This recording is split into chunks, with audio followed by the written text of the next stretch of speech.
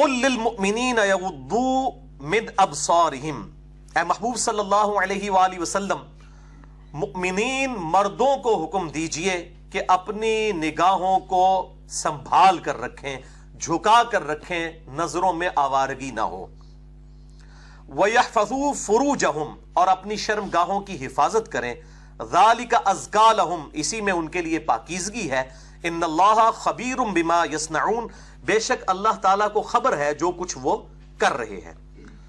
वकुल लिल मुमिनात, और ए महबूब सल्लल्लाहु अलैहि वसल्लम मुमिना औरतों को भी हुक्म दीजिए, यग़ुद्दुन मिन अबसारिहिन, कि वो भी अपनी निगाहों को झुका कर रखें, संभाल कर रखें। एप्रोप्रिएट ट्रांसलेशन होगी संभाल कर रखें, आवारगी ना हो।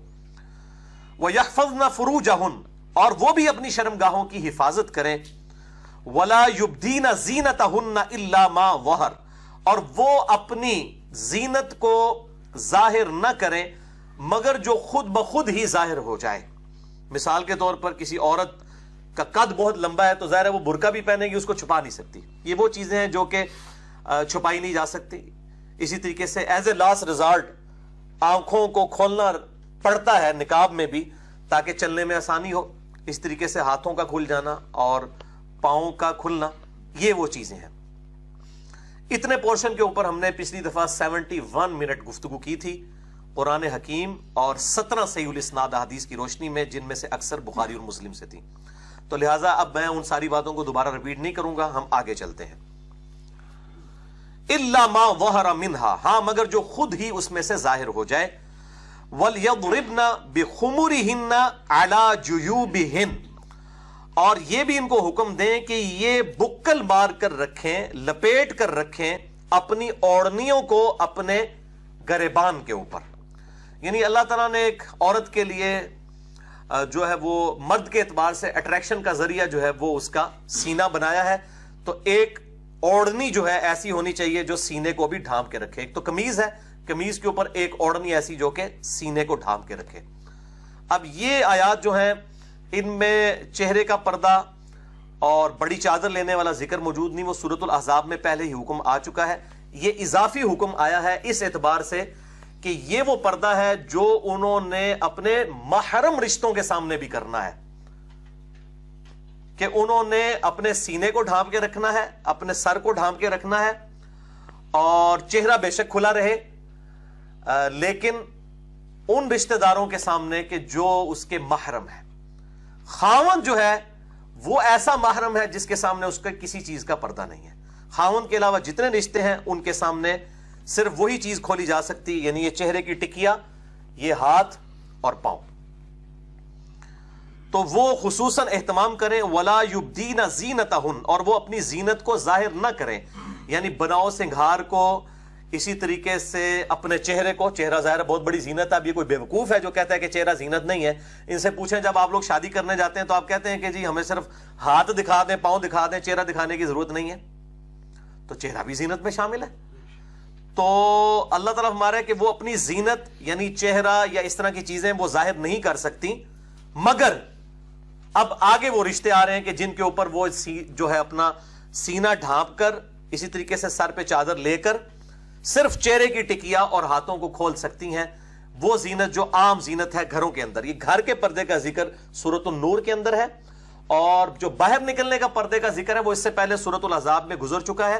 वो इंशाअल्लाह अगली आयत के अंदर हम डिस्कस भी करेंगे।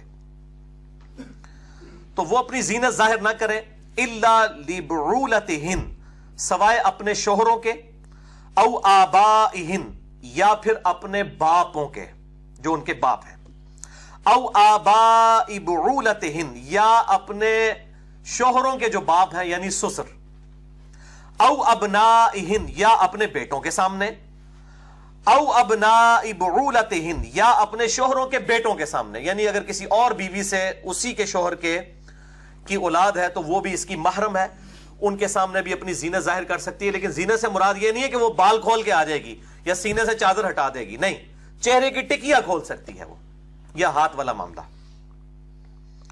औ इख्वानिहिन, या अपने भाइयों के सामने, औ बनी इख्वानिहिन, या अपने भतीजों के सामने, औ बनी अखवातिहिन, या अपने भांजों के सामने, او نسائہن یا پھر اپنی خاندانی عورتیں ہیں ان کے سامنے.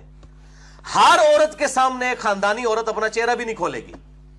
میں نے پچھلی دفعہ بخاری اور مسلم کے ریفرنس سے بتایا کہ ایک ہیجڑا تھا جو کہ اس قسم کا تھا. آپ صلی اللہ علیہ وسلم نے اپنی محات کو منع کیا کہ ہیجڑے بھی اس طرح کے جو ولگر گفتگو کرتے ہیں یہ تمہارے پاس نہ آئے. میں پچھلی دفعہ ڈیٹیل سے ڈسکشن کر چکا ہوں 161A میں. آج میں اس کی تفصیل میں نہیں جاؤں گا.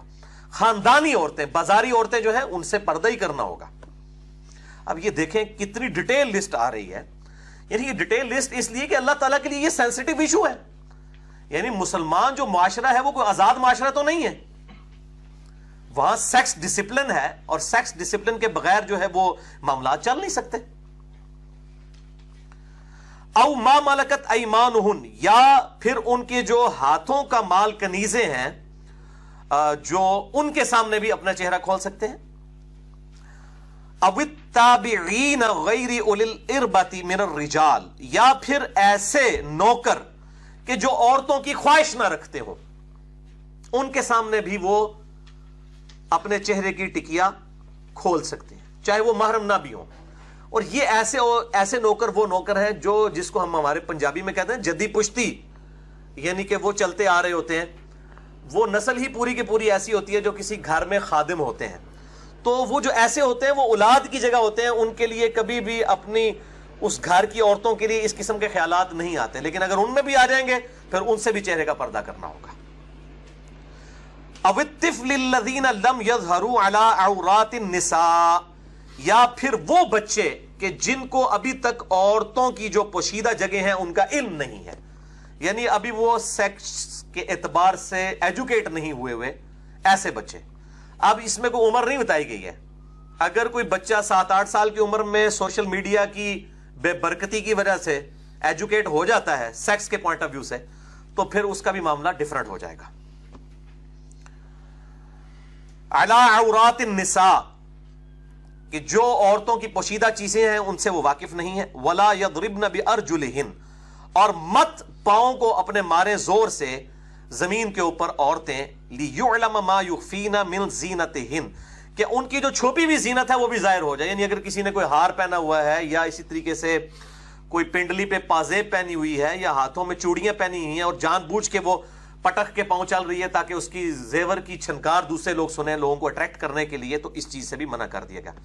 میرے بھائیو، جو اللہ آپ کو اس بات سے منع کر رہا ہے کہ آپ کی عورتوں کی زیور کی چھنکار غیر مرد نہ سنے، وہ اللہ کس طرح اجازت دے گا کہ عورت چہرہ کھول کے یا بال کھول کے غیر مردوں کے سامنے آگے بیٹھ جائے، جس طرح کہ غامدی صاحب کا خیال ہے یا باقی لوگوں کا، ڈاکٹر ذاکر نائک کا یا شیخ البانی کا یا امام خمینی کا. تو یہ عقل کو بھی استعمال کرنا چاہیے.